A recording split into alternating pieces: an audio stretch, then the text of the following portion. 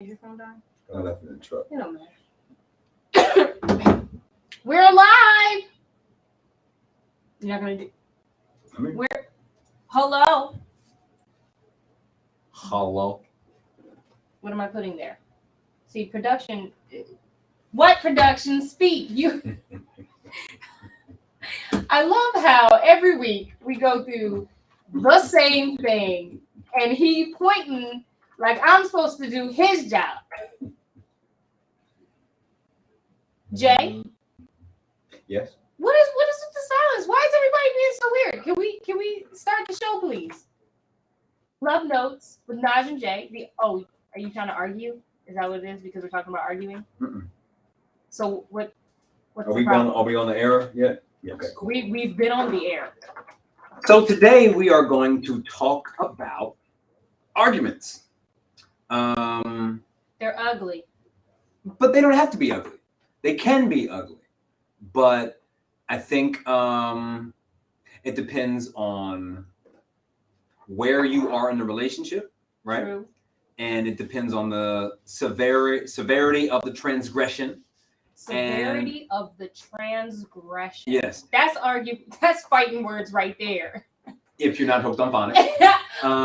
And it also that's rude. It also matters, I think. Well, I feel. See, there we go. As you get deeper into a relationship, hopefully you argue less because you kind of get through a certain phase and then you kind of understand where everyone is and you try to, put out fires before they start. But I also think that the deeper that you get into a relationship, the more that things that never mattered before start to matter more. Like all of a sudden, the way that you brush your teeth is suddenly something that I never even knew how you brushed your teeth. But now I hated it, but I hate it. Now I can't stand the way you brush your teeth.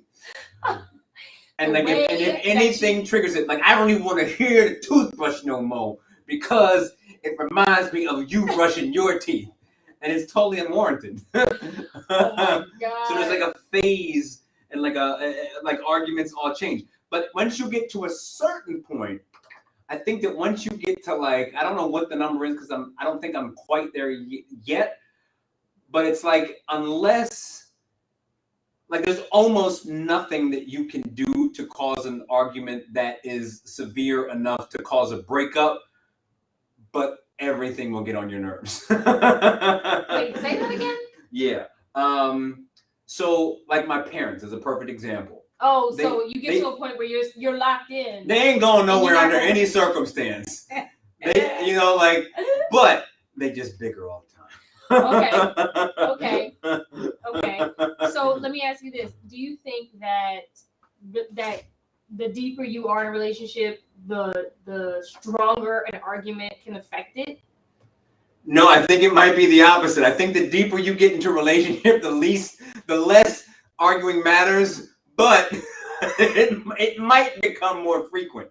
Okay. It might not, but I think in a lot of times it happens more, but it matters less. Okay, so when do you think is the appropriate time in a relationship that you can start having arguments? When can you say, all right, good question. It's an okay time to be arguing. So I was talking to my coworker today at the school that I work at. Okay. And he was like, yeah, me and my girl just got back from so-and-so.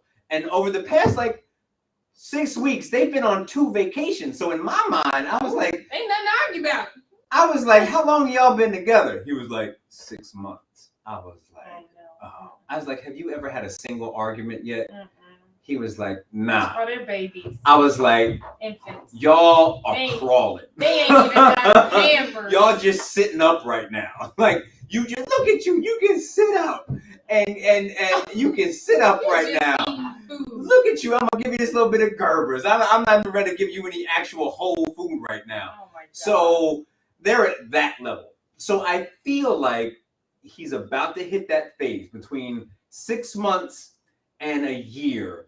You're gonna have your first real argument. Okay. And that's when you start to understand what your significant other is really all about. And this is where you start to determine whether or not y'all are compatible.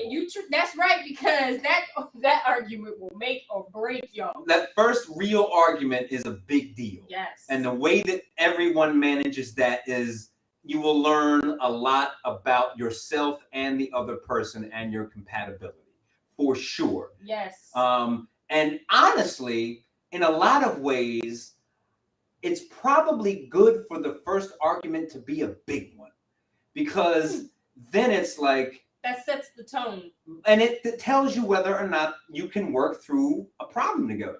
Okay. You know, and okay, there's going to be a period of years where you have arguments.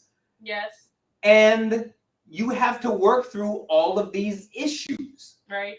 Especially because you'll be changing as a person either way. And then, for me, I got to a point specifically with Lisa where... Careful now, she's watching. We don't, and I know this isn't everyone, mm-hmm. we generally don't argue.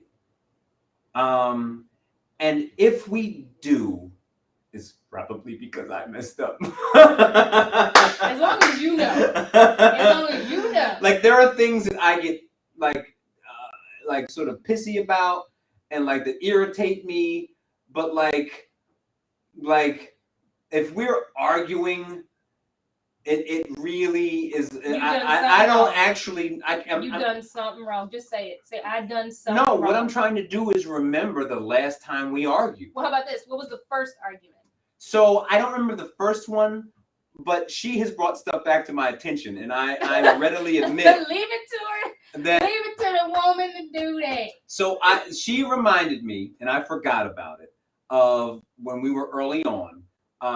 We went out on a date, and I remember a couple now. Oh, so God. But this is this specifically. Long story short, I got angry with her unfairly about the fact that she kept ordering more drinks and more food, and my ass was broke, and I couldn't afford it.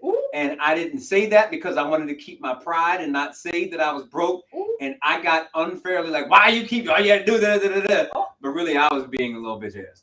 And I should have just been upfront, like, yo, my budget tonight is this, and I'd rather not, do this because she ordering shrimp and you could only. And I should have just been upfront because honestly, Lisa is perfectly cool about that kind of stuff. If I'd have just manned up and be like, yo, I'm broke right now, it'd have been no problem. But it became one due to me.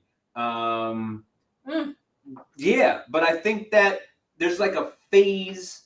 There are phases in relationships where you go through a lot of there's the honeymoon phase. And I think as I'm thinking through this, as we're talking about it, it kind of replicates itself again once you get married and have kids. When you have kids, for sure. So there's like a phase where I'm walking through this now. So the first thing that happens is there's a honeymoon phase when you first start dating. You think, oh my God, you're sending this person, they're so great and they're perfect. And then you have the first argument. It's like, oh shit, we're arguing. I don't like him. And you go through years of arguing and then you resettle. And it's like, we got through all of this, but there are also people I know who never stop arguing. Those type of people annoy the mess. Like, when I tell you, I cannot stand hanging out with certain people because all they do is argue with their partner. Yeah. Don't come here. Yeah. Don't come out with us. It's hard enough to find peace. So, oh my God. So you go through that phase and then you realize how to not trigger each other. Can you avoid arguing at all? Do you think that there's a couple that has never argued? I don't okay, so somewhere in life, there is the most rarest of everything. Okay. So there's probably there might be 3 people in the history of humanity who have never argued. And one of them probably couldn't talk, and the other one probably couldn't hear. But overall, you're going to argue, and it's okay. It's actually, I think, a natural process of getting to know each other. And I think that the key is to pair yourself with someone who is able to have tough conversations, and ultimately adapt their behavior enough so that they aren't setting you off. Okay. And it goes both ways. So, what are your argument triggers? Like, what can't you have when you're in an argument? Honestly, I don't. Name three. Name three things that if they happen, you don't know what happens. Like you're struggling. Well, I feel like it all is relative depending on the relationship. Wait, let me take my shot before I take your shot. Mine. Yes. Why are we taking shots and what are we drinking? So we're drinking Jameson. I've already had a Guinness earlier. This is our early St. Patrick's Day. We talked earlier. We're both in green. I am the ultimate multiculturalist. And this cup dirty. I drank from it. You're fine. I'm the. Oh my God! It's putrid. Stop it. I'm the multiculturalist / cultural appropriator of the blacks. He's Irish. So if fake Irish. But when May 5th comes here, I'm Blaxican. Let's keep it real. What's another holiday? So. Listen, so I follow all the holidays. And I just gotta say, Irish potatoes are nasty. Okay, them chocolate things, them little balls. But see, that is where give me something that I can be proud of. There are no Irish potatoes in Ireland. This is strictly. I don't know why we're all on the topic. We're trying to talk about arguing. The marriage of Irish potatoes to me is unacceptable. I feel so. Here's the thing. All right, if I'm dating you within the first 6 months. No. I said name 3 triggers off the dome. You've been talking a lot. No. Okay, well, okay, fine. So yes. Right now, off the dome triggers. Triggity tracks. Like I feel like it's like Lisa has earned a certain amount. What makes you go catatonic? I don't know. Is anybody? Are you watching, Lisa? Lisa is watching. So okay, tell me what. Ask me. I'm telling. No. Okay, I don't know. Mine. Lisa, you type his triggers. I'll type mine. I don't know. Yelling at me. Okay, fair enough. When my partner yells at me. Sure. So I am terrified of men that yell. Like it scares the crap out of me. So Ishmael has yelled at me 3 times. I can count on my hands, and it was because I made him very mad. Sure. Terrifies the hell out of me. Another thing is when you get close. Okay. Like when you start moving towards me, mm-hmm. Baby, I can't guarantee these nails ain't gonna be like. Okay, here we go. Hold on. Okay. And my last one is when your hands move a lot. So just any aggressive acts. But you don't even. You could just be speaking clearly. No, but general like aggression sets you off. If I see all this. Aggression sets you off. As aggression sets me, I'll be ready to lose my mind. Fair enough. So for me, Lisa said, "Real tears puts him in a panic." That's what I was saying. Yeah. Like, oh God, why are you crying? Oh my God. But so if I ever am at the point where I'm starting to lose my temper and I ask for space and I get pushed back, that's a place where I will definitely, that'll set me off quickly. Like I asked you for my space and I need to have that because I'm trying to self-regulate and you're not allowing me to. But like the funny thing I'm trying to think is like, because we have been. Have you been hit? No. Or close to being hit? Like has anybody jumped at you? Nah. Okay. Okay. Has anybody thrown anything at you? I don't think so. Has anyone threatened you? No, I don't. No. Mm-mm. Okay. No. Has anybody called you stupid? Like probably. Does name calling trigger you? Yes, for sure. Because at a certain level, it's like we're adults. Like, what are you name calling me for? But see, for me, certain types of names bother me. Like if you like. But the thing is, real quick. Okay. I'm at a point in my marriage where I'm not quite. You gonna shut up and you gonna take. Like if Lisa was like, "You stupid mother," as long as she doesn't drop like that. And backslash you, you're good. But I might be like, "Damn, I just got slapped." I might actually eat that at this point because she pushed out 2 babies with no medication within 2 years. She said, "Name calling about his character hits hard." Okay, like what? I'm trying to think because I'm really clearly not. You monkey. You stupid, lazy, ignorant, mismanaging money, lazy, I don't know. But like, if she called you wide back. Oh, bearded. I got it. I figured it out. I got it. No, I had to think about it. Okay. Triggers for me now. Okay. Because I had to think about previous triggers versus current triggers. Because initially, if you'd have called me stupid when we were 6 months in, I'm out. But if she called me stupid now, I couldn't care less. So complex. Like, just name the triggers. I'm sorry. You're right. Oh my God.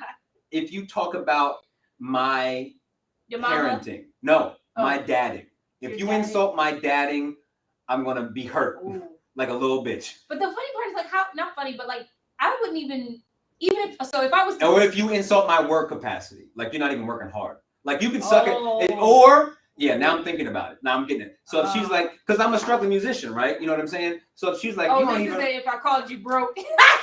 But I am. You can call me broke. I think I called him broke one time, and I recall there being an attitude, and I was only joking, but I don't think he thought that I was joking. So when we say broke, I want to be careful about this because you're wide back, broke ass nigga. So when we say, if I say I'm broke, like I have to say that contextually because there are people who are really broke who really aren't able to pay their bills. So when I say I'm broke, it's like I can't. Not that you buying this every week. Exactly. So it's like I can't really. I gotta be careful because someone who is really not able to buy gas right now is broke. So when I buy gas, it hurts, and I have to watch my bank account, and I'll be like, "Yo, tonight, y'all, we're not gonna get like instead of a dozen oysters, we're gonna just get 6." Ooh, you know what I'm saying? Lisa said, "Yeah." Stop trying to read because you can't read, okay? That's like, a trigger. If I got petty and said he wasn't as good of a singer as he thinks, or that he'd never win a Grammy or something like that, Lisa, these are coming a little too quickly for you, honey. No, but she knows me. She's right. These are absolutely spot on. You sound like a dying wolf. No, if she insulted my musicianship, if she insulted my work ethic, or if she insulted my dadding, that will set me off because that's my pride. Like that's what I try to really work hard at being a dad. I work at my musicianship and I work consistently at that. So if she was like, you lazy. So we all know Jay's kryptonite. If you insult my mothering, if you get aggressive with me. Yes. I know this might be funny to some. Mothering though, parenting is a big thing. But if you call me skinny, I'm upset. I gain weight. I'm sustaining, maintaining, and gaining. So don't call me skinny. That's a trigger right there. Also, if I don't care about broke because I've been broke all my life. I stay living off my parents, even with. But you gotta be careful when you say broke. That's what I'm saying. Like no, you call me stupid. If people call me stupid, I've had people claim that I am not able to do something, basically saying I'm stupid. Like, but this is an argument with a significant other. Like it should never call you stupid. No, I've had other men. The other men treat me and act as if I'm stupid, and that bothers me. That's fair enough though. But now I'm actually glad you're making me hash through this as we're talking through it. But the things that I just mentioned, it's important to know your triggers because also if you're dating and y'all haven't reached that point where you've had an argument, it's good to talk about your triggers. And this is where the trust comes in. Yes. Because at this point, it's like a weird balance of like, I trust Lisa to not push that button with me. And if she ever did say to me, you're a trash father, she meant that shit. Woo! You know what I'm saying? Woo! It's like if she ever said that, it's like, yo, you're trash as a dad. That she wouldn't say that. I trust her enough so that she would, if she says it, she meant it. This is like if she was like, listen, honey, you stop working at your craft. I was like, oh damn, I did stop working. Like she wouldn't say that. Just you need to get it together. Yeah. Like Ishmael. So me and Ishmael, and it's funny you mentioned this earlier about how certain relationships have years of arguing. So from 2000, literally, and it's okay. Literally after our twins were born, me and Ishmael argued up until last year. Like literally Luckily Irish. It was so bad. Like I was scared that we were going to get a divorce. I was terrified because we were constantly arguing to the point where Ishmael will call my parents, Dad, I know you're watching. Help! Because Ishmael will call my parents and be like, hey, yo, get your child because she's getting on my nerves. She's killing me. She's insulting me, all this, or whatever. Like me and Ishmael after the twins, we were so stressed out about so much and we were arguing back to back to back. And so this is my point. This is the bigger point, right? What production? No, listen. The bigger point is this. I'm sweating. As as life gets more serious and you Yes. have more things at stake, the arguments They get stronger. So if you can't manage an argument early on, Right. you're doomed when it gets later. Right. And here's the thing. So when me and Ishmael were arguing back to back to back to back, so I was going through a lot of like postpartum and stuff like that. And I felt like whatever we were arguing about, I felt like he wasn't doing what he needed to do. And so I attacked him in our arguments, which then sent him to attack me in like triggers wise. So what triggered him, I used, and what triggered me, and that's where the trust is, because you got to get to a point where you don't maliciously attack each other. Yes, and we knew each other's triggers because we had don't do talked that. about Those are 2 red flags. You can't like the last thing you want to do in a committed relationship when it's really y'all against the world trying to raise kids is it's like you're a team. So the last thing you do, because I'm a football guy, like the last thing you want to do is it's like you're losing a game and you say, and I'm a running back, and I say to the quarterback, yo, you suck. It's like, wait a minute. Right. This is where you got to, coalesce and be on the same page. And this is where y'all have to come together and be on the same page. And have each other's backs more. Real quick. Hey, DJ Tim Dog. He Dad, post in the comments when DJ Tim Dog is on the air. Family, Mikey Thompson. Hey fam, my cousin from Cleveland. And thanks again, Lisa, for tuning in because you are our wife-ager. But listen, arguing ain't no joke. But it's okay. It's okay. You should argue because it's healthy.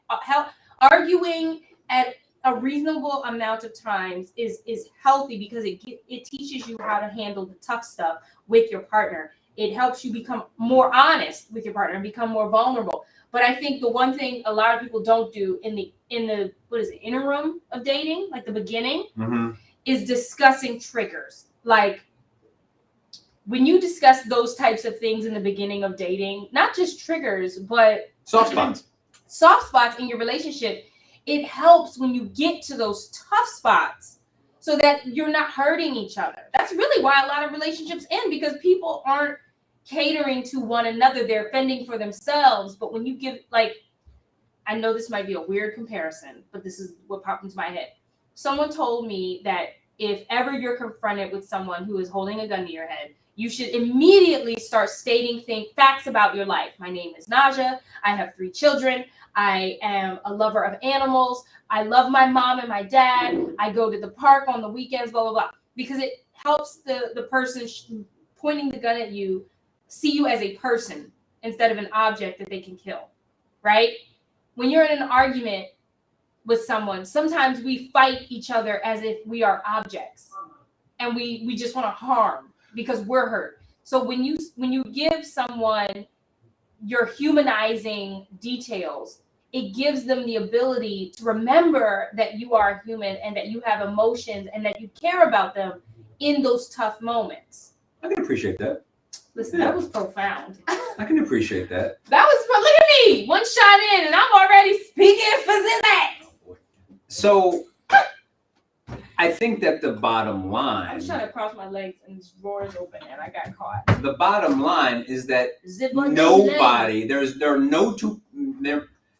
it is highly unlikely that 2 people, even of the same sex, are going to be in complete agreement about every single facet of life. Ain't no way. Like everyone is an individual, everyone's different.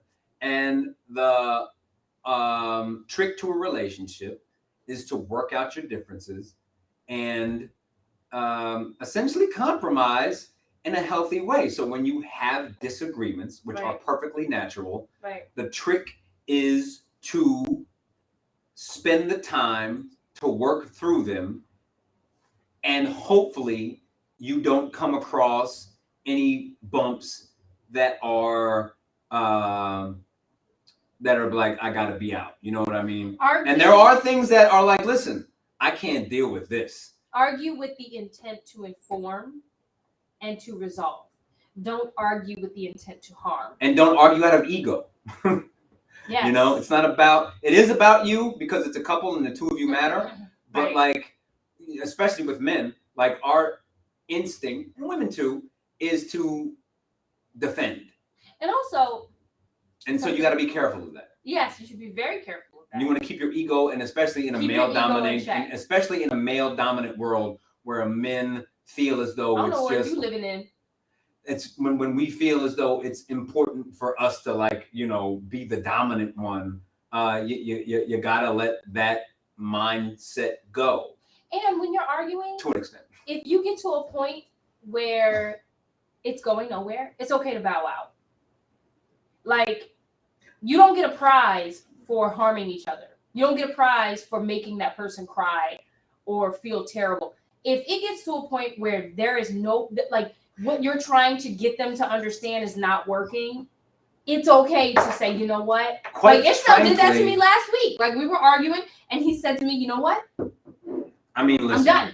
And literally, it stopped what we were doing, and it gave us both time to think about what we were arguing about. I think that if at the end of the day you are dealing with someone who is consistently trying to make you upset in an argument, that is a person who either needs help to fix that part of their behavior, or you can't work with that. Because if you're on the same, it's like, in as much as a romantic relationship is different, the difference really is only in the fact that you guys are physically attracted and you're having sex. Outside of that, like, at some point we're going to be 90 years old and ugly and wrinkled, and we're just friends at that point. And how do you treat your friend?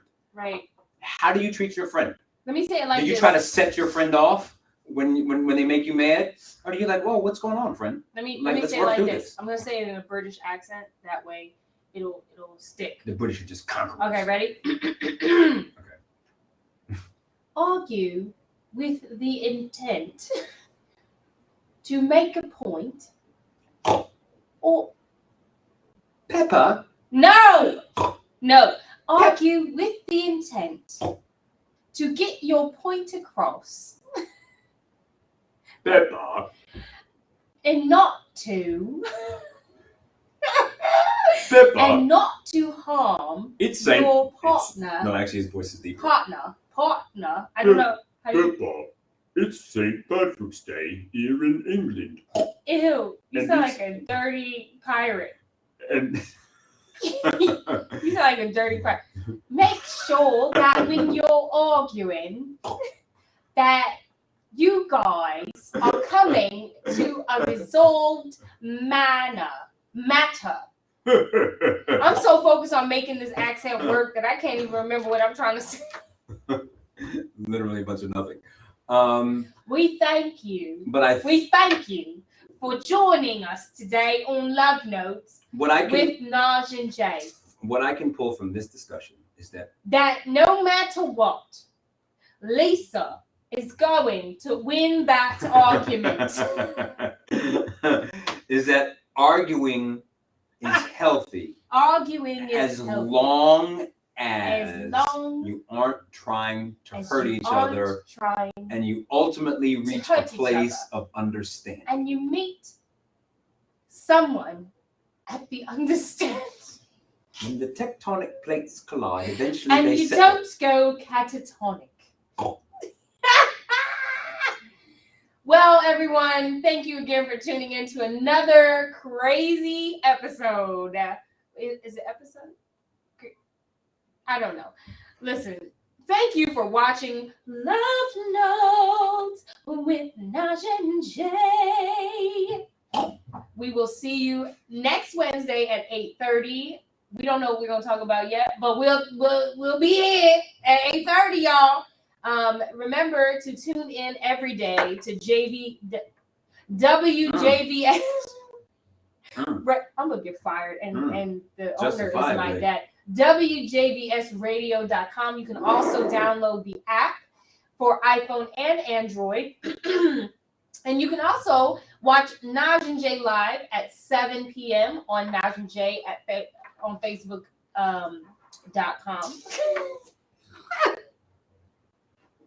Happy St. Patrick's We Day. are not sponsored tomorrow. by Jameson, but we love it.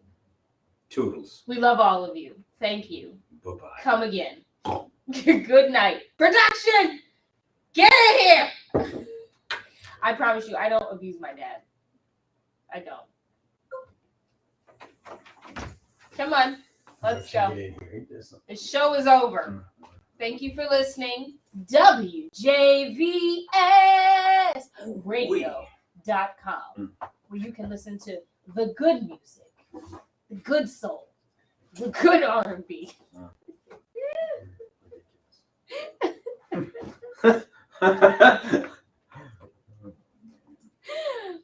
Oh goodness. You done? I'm done.